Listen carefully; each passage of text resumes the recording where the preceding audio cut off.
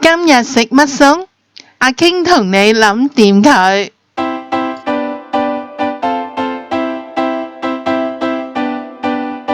蟲草花雞湯。蟲草花呢就有好豐富嘅蛋白質同埋氨基酸嘅，咁呢就係有化痰啦、降血壓啦同埋消炎嘅作用嘅喎。如果手足麻痹啊，咁樣食咗都係好噶。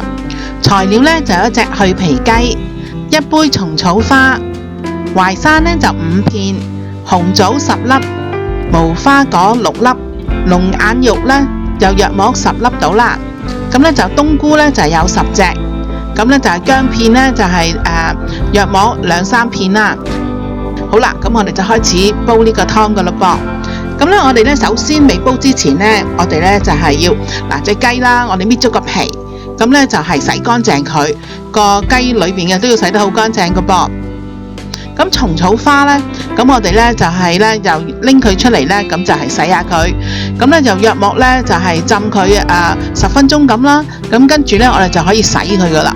咁你見到啦，佢開始咁樣啦，咁變咗有黃色啊咁樣，我哋呢就洗出邊嘅塵，揸乾佢嘅水，就係咁樣洗呢，洗佢2-3次。咁你見到啲冇咩雜質啊出嚟啦，咁你即係話啲蟲草花就乾淨啦。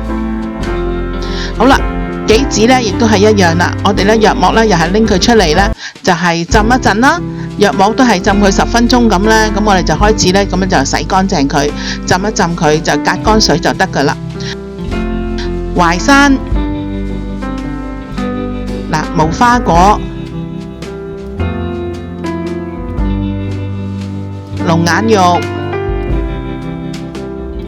紅棗。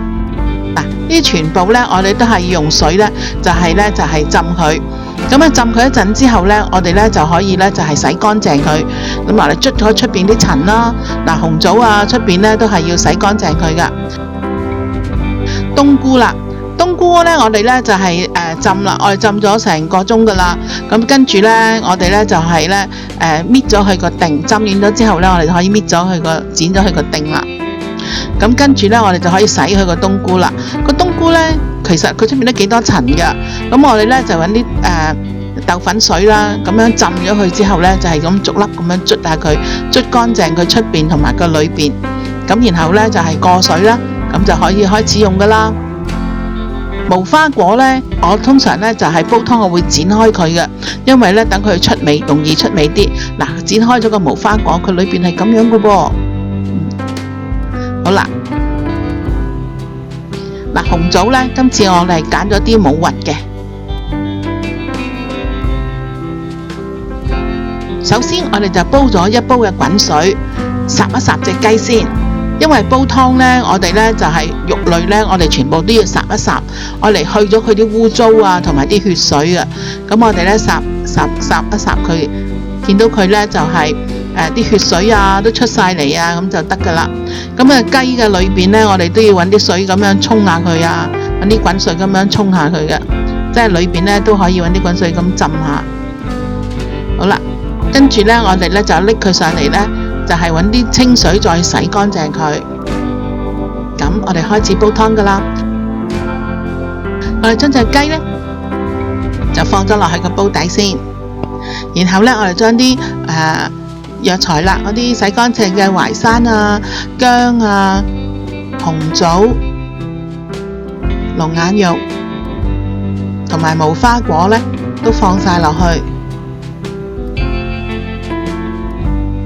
冬菇、蟲草花呢，加冬菇好香噶喎。好啦，但係蟲草花同埋杞子呢，我哋呢就唔好放住。呢度呢，就係3碗水嚟嘅啫。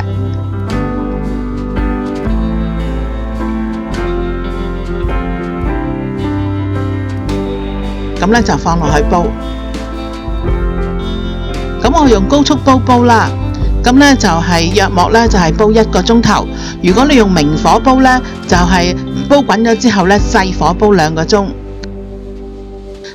咁樣煲好咗啦，1個鐘咯喎。咁你睇下啦，見到佢嗰啲雞啊開始有啲溶啦，啲無花果啊同埋啲紅棗啊都開始有少少溶爛爛咁啦。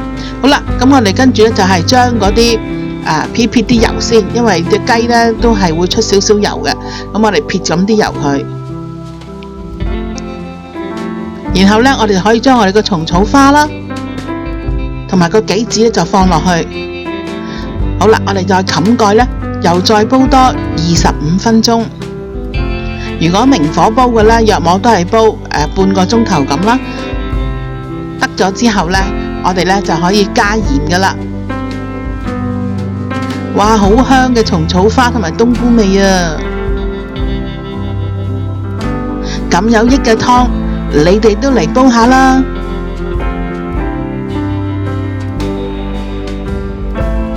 想知我下次煮啲咩？快啲訂閱我嘅頻道啦！記住同你嘅朋友分享啊！